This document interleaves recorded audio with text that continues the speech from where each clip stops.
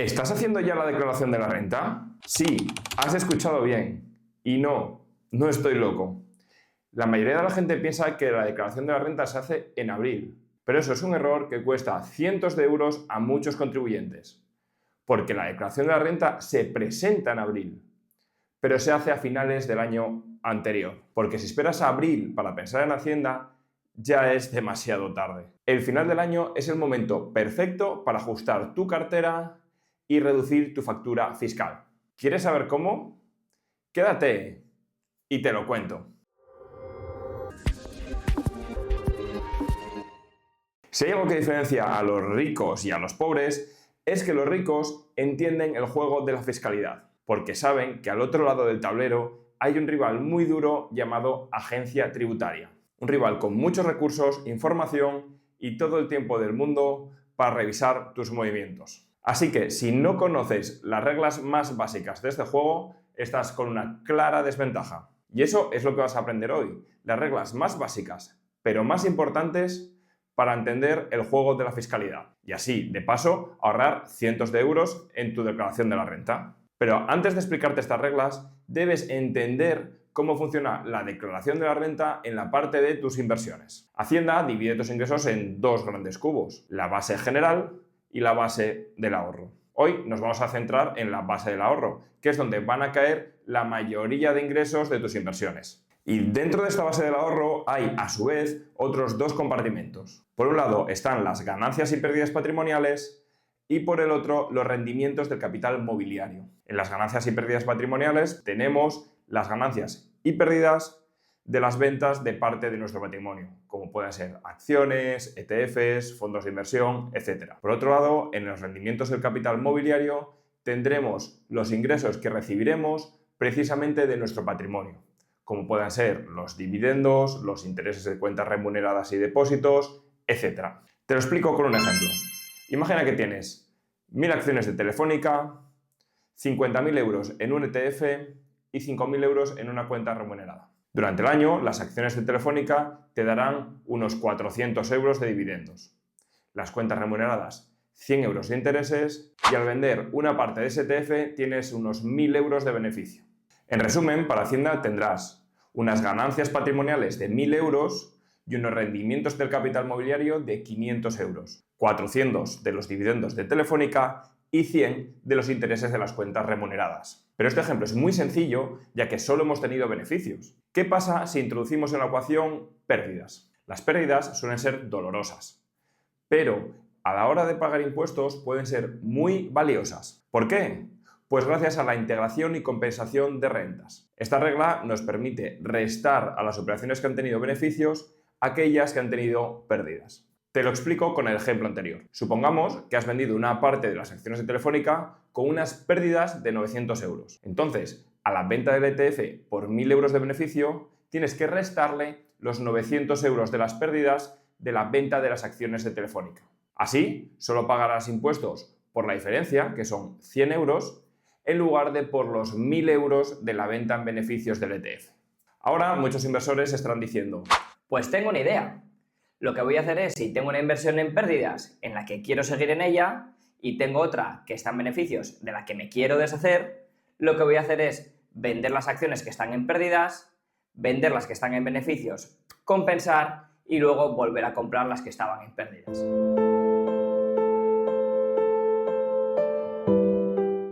Pero sin embargo, Hacienda es muy lista y sabe que si haces eso, no lo haces en realidad porque quieras vender, sino porque quieres aflorar pérdidas y beneficiarte fiscalmente. Entonces, para eso introdujeron la regla de los 2 meses. Lo que nos dice la regla de los 2 meses es que si hoy haces una venta con pérdidas, no puedes comprar unos valores homogéneos 2 meses después o 2 meses antes de haber hecho esa venta. Pero, ¿hay formas de saltarse esa regla? Pues sí. Hay una forma de rodearla si inviertes en ETFs. Porque si inviertes en ETFs, si tienes un ETF del SP500 de Vanguard, lo que no puedes hacer es venderlo para luego comprar otro de BlackRock. Porque ahí la ley nos habla de valores homogéneos y un ETF del SP500 y otro ETF del SP500 son valores homogéneos, ya que invierten en el mismo índice. Sin embargo, lo que sí podrías hacer sería vender el ETF del SP500 y comprar otro que replique un índice como el MSCI USA. Son dos índices diferentes que replican el mercado americano, pero no son valores homogéneos. De esta forma, Hacienda no te puede decir que estás rompiendo la regla de los 2 meses, porque ni es el mismo índice, ni es el mismo producto, ni es un valor homogéneo. Fácil y sencillo. Seguirás invertido de una forma prácticamente igual y habrás hecho una buena limpia fiscal a tu cartera. Hasta aquí la integración y compensación de ganancias y pérdidas patrimoniales. A continuación te voy a contar otro truco que muy pocos inversores conocen. Pero antes, si este vídeo te está ayudando a pagar menos impuestos, da al botón de me gusta para que le pueda llegar a más inversores como tú que puedan ahorrar en la declaración de la renta. Y si no te quieres perder los próximos vídeos, dale a la campanita y suscríbete al canal. Compensar pérdidas y ganancias patrimoniales es una práctica muy extendida entre los inversores más expertos. Sin embargo, hay algo que estos inversores no conocen, y es que es posible compensar los rendimientos del capital mobiliario. Esto puede parecer extraño, ya que los rendimientos del capital mobiliario son los ingresos procedentes de nuestro patrimonio, como pueden ser los dividendos, los intereses o los cupones en las inversiones de renta fija. ¿Cómo puedo hacer para reducir la factura en estos productos? Pues la ley del IRPF nos dice que se puede hacer si vendemos con pérdidas activos de deuda. Si tenemos letras del tesoro, bonos, obligaciones, pagarés, que vendamos en el mercado secundario con pérdidas. Por ejemplo, esto es algo que me ha ocurrido a mí con mi cartera permanente. Hace años compré bonos alemanes y con la subida de los tipos de interés, el precio de estos bonos cayó en picado. Por otro lado, tengo rendimientos de cuentas remuneradas que me han estado dando unos intereses a lo largo del año.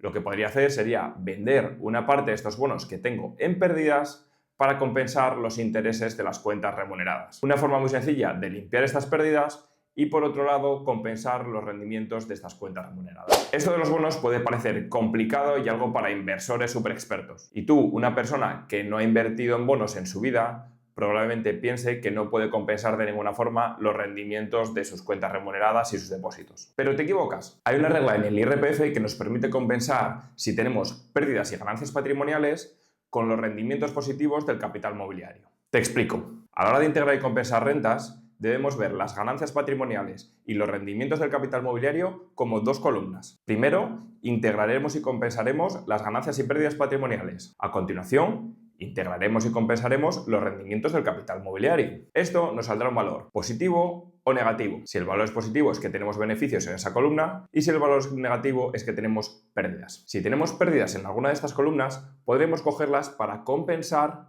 los rendimientos positivos de la otra columna. Por ejemplo, si tenemos pérdidas patrimoniales, podremos cogerlas para compensar los rendimientos positivos del capital mobiliario. Pero esto está limitado a un 25% de esos rendimientos positivos. Te lo vuelvo a explicar con el ejemplo anterior. Habías vendido un ETF con 1.000 euros de beneficio y por otro lado tenías unas acciones de Telefónica que habíamos dicho que habías vendido con 900 euros de pérdidas. Pero vamos a suponer que en lugar de 900 las vendiste con 2.000 euros de pérdidas. De esta forma, al integrar pérdidas y ganancias, tendrás unas pérdidas patrimoniales de 1.000 euros. Por otro lado, tenías 400 euros de dividendos de Telefónica y 100 euros de intereses en la cuenta remunerada.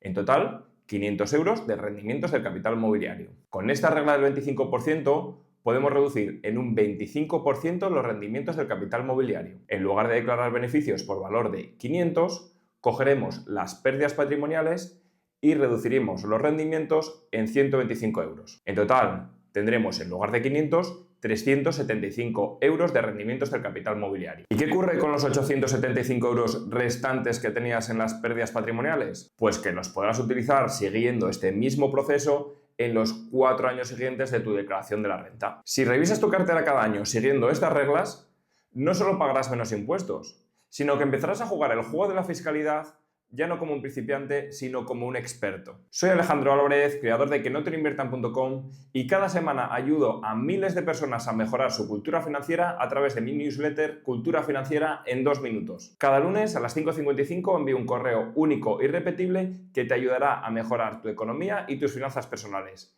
y que leerás en el tiempo que te lleva calentar el primer café. Nos vemos en el próximo vídeo.